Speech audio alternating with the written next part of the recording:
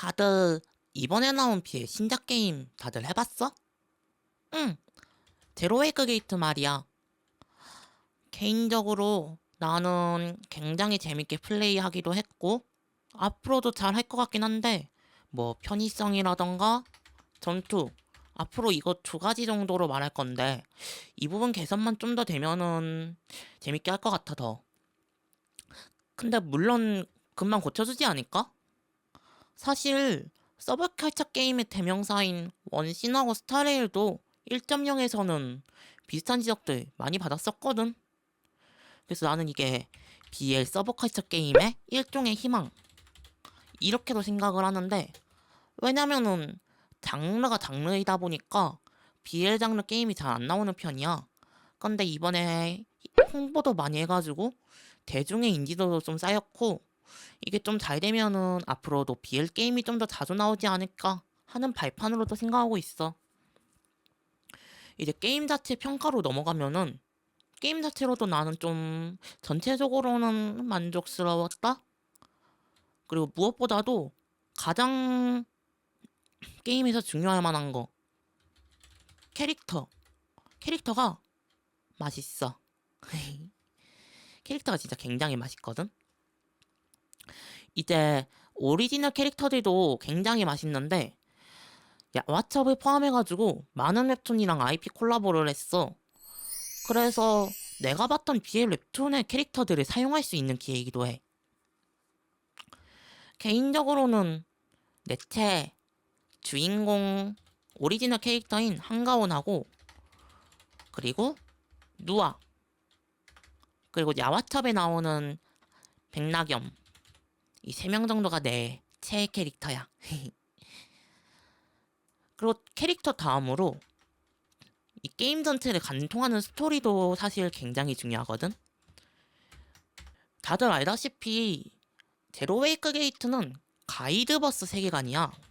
근데 이 가이드버스 세계관이 BL 장르에서 굉장히 최근에 나온 세계관이거든. 그러다 보니까 다른 거에 익숙한 BL러들이 좀 가이드버스가 무엇인지 이름만 들어본 사람들이 굉장히 많아. 근데 스토리 내에서 이 가이드버스에 익숙하지 않은 사람들도 충분히 이해할 수 있다. 결국에는 서브컬처 게임이잖아? 비슷한 류인 스타레일은 내가 플레이했을 때 고유 명사가 너무 많은 느낌이었어. 막 에일런즈 막 그런 고유 명사가 너무 많아가지고 이해하기 어려웠는데, 그런데 여기는 고유 명사가 그리 없고 있어도 이해하기 쉬웠다. 그리고 배경이 한국 배경이다 보니까 조금 더 이해하기도 쉽고 몰입하기도 너무 좋았어. 스토리 같은 경우에 서울에서 부산까지 내려가는 이야기가 처음 주류 이야기거든. 그래서 그거에 대해 우리는 지리를 알고 있기 때문에 얘네들이 어디에 있는지 그런 것도 쉽게 이해할 수가 있었다. 그리고 그 스토리들이 굉장히 쌓임새 있고 잘 구성돼 있었어. 그리고 스토리 중간중간에 꾸금신이 나오거든. 근데 이게 굉장히 맛있어. 게임 같은 경우에 스팀하고 스팀 버전, 그러니까 15금 버전이 있고 에로랩스라는 사이트에서 다운받는 19금 버전이 따로 있어. 나 처음에는 15금 버전으로 봤거든. 근데 방송 끝나고 나서 바로 9금 버전에 봤는데, 아, 맛있어.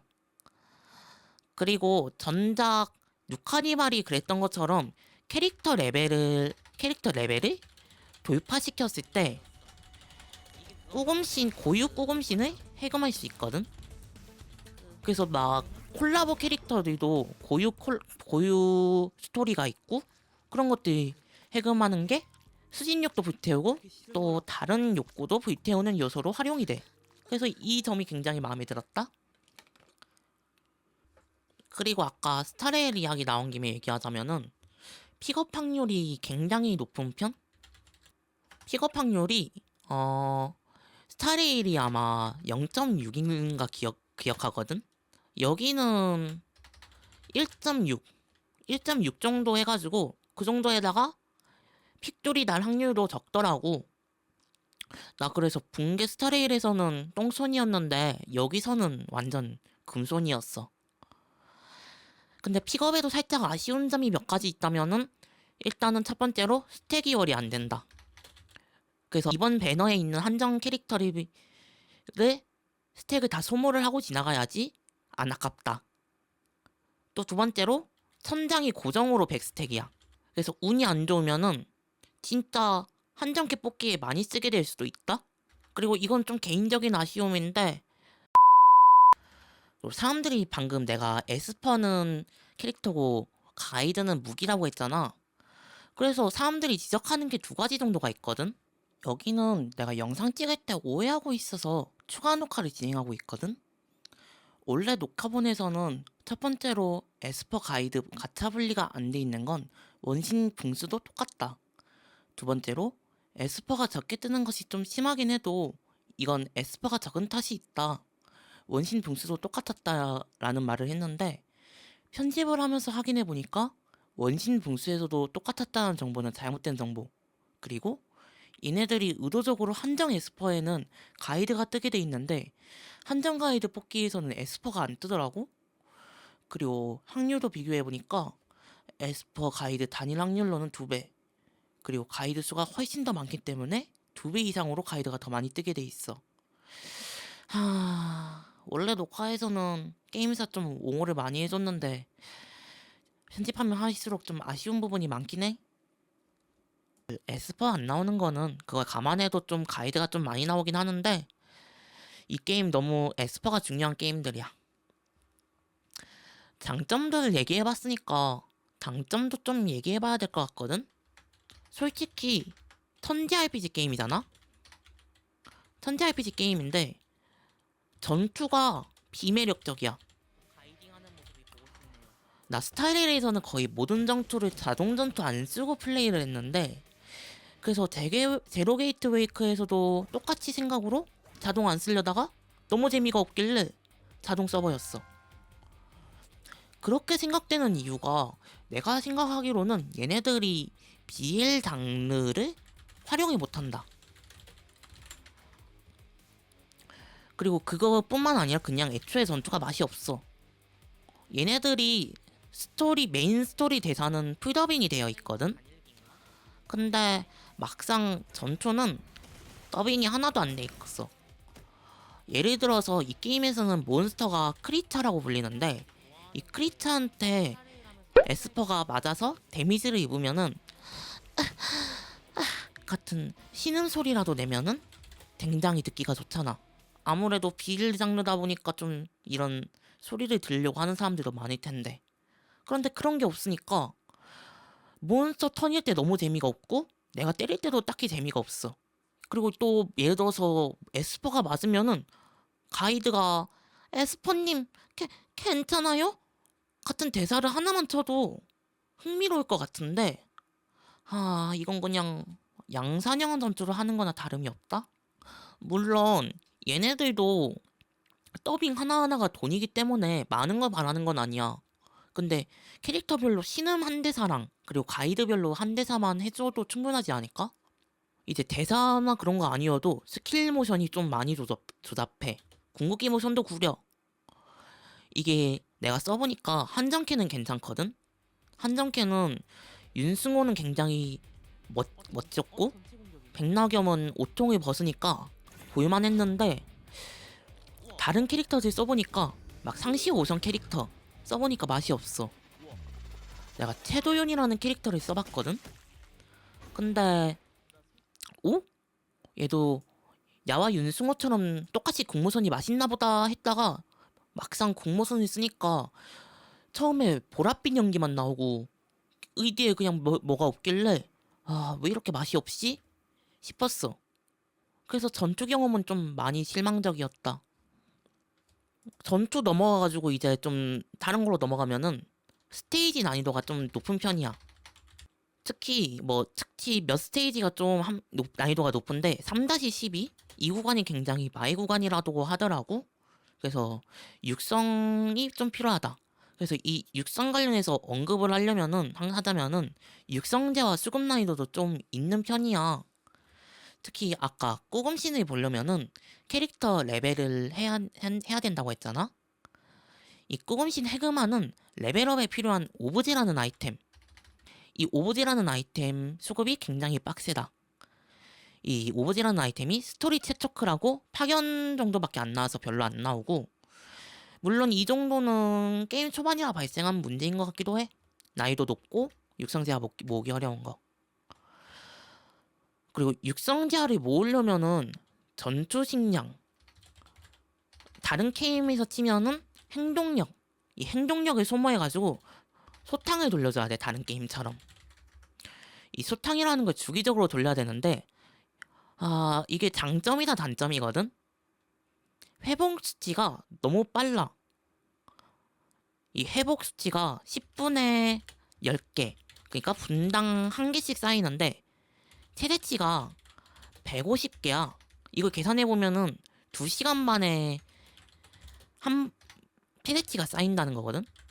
그때마다 들어와가지고 소탕을 돌려줘야지 손해를 안 보는데 이 과정이 굉장히 피곤해. 대충 계산하면은 하루에 10번 정도는 들어와야지 손해를 안 본다는 거거든.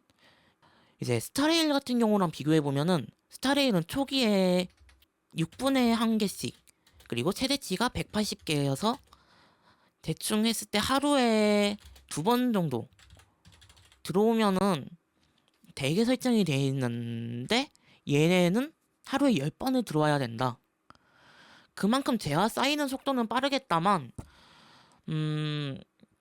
유저 입장에서는 그냥 보상을 높이고 회복력을 낮추다던가, 아니면은 최대치를 높이고 스타레일에 있는 회복 속도 낮은 대신에 최대치 이상으로 쌓이는 예비 행동력 개념을 수입해와도 괜찮을 것 같다는 생각이 들었어.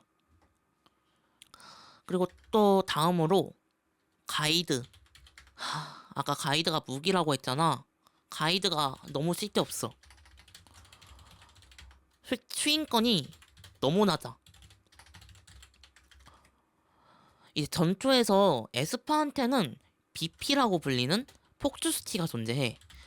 원래 세계관에서 이제 가이드버스 세계관이 에스퍼들은 능력을 쓰고 이 능력이 있고, 가이드들은 그러한 에스퍼들을 가이딩 행위를 통해서 진정시켜주는 역할이거든. 초반이라 그런지 몰라도 굳이 싶어. 가이딩을 할 일이 애초에 별로 없고, 가이딩을 안 했을 때 페널티도 터무니없는 수준일걸? 내가 듣기로는 턴마다 HP 감소, 에스퍼 HP 감소인데, 잘 모르겠단 말이지. 이제 특히 나 같은 경우에는 공보다 수 캐릭터의 체해가 많은데, 전투에서 그들을 소지하고 그 캐릭터로 플레이하고 싶어하는 플레이어들 입장에서는 좀 곤란해져. 당장에 나 방송에서 나겸이가 보고 싶은데 나겸이가 전투에서 안 나오니까 나겸이의 가이딩 스킬을 굳이 쓰려고 필요 없는 턴에다가 나겸이 가이딩 스킬을 우겨 넣어서 나겸이 벗기고 막 그랬거든. 그러니까 무기가 사람이 되어버리면서 가이딩들이 좀 필요 없어졌다. 마지막으로 게임 만드는데 AI를 사용해서 그런지 몰입을 가끔 해치는 부분이 있어. 나는 크게 신경을 안 쓰긴 했는데, 특히 인게임 배경 화면에서 글씨들이 인공지능이 구현을 못하니까 그런 부분들이 신경 쓰이면은 좀 언짢다? 그래서 AI 그림 좀 신경 많이 쓰는 사람들은 좀 보기 불편할 수도 있을 것 같아. 그래서 장점하고 단점 이 정도로 알아봤는데, 솔직히 아직은 단점이 좀 많은 게임이거든? 그래도 난 꾸준히 당분간은 할 것 같아. 왜냐면은 아까 말했다시피 스타레일도 초반에는 이런 비판이 많았고, 그거를 개선했기 때문에 지금 유명해졌기 때문에 지금 게임사도 꾸준히 업데이트할 생각이고, 클로즈 베타 때랑도 개선된 부분들이 있거든? 그래서 앞으로 계속 하다 보면은 개선될 것 같으니까 우리 시청자 형아들도 이사랑 같이 한번 이 게임 해보는 거 어때? 당장에는 좀 악평들이 많긴 한데 나는 앞으로 개선될 거라고 믿고 있어. 그러면은 나는 이제 더 해봐야 될 것 같아서 여기서 마무리할게.